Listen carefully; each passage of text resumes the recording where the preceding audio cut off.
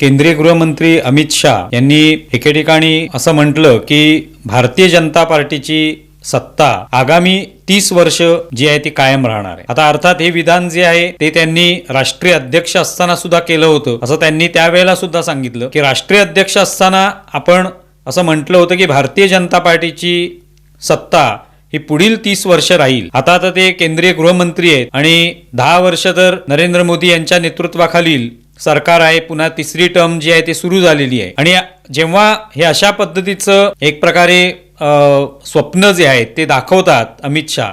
किंवा त्यांनी राष्ट्रीय अध्यक्ष असताना सुद्धा ते स्वप्न पाहिलं होतं की 30 वर्ष आम्हीच सत्तेत राहू, तर हे कोणत्या जोरावर हे स्वप्न पाहिलं जातं किंवा कोणत्या जोरावर हा आत्मविश्वास जो आहे तो व्यक्त केला जातो? तर त्याला एक कारण असतं, ते म्हणजे आपण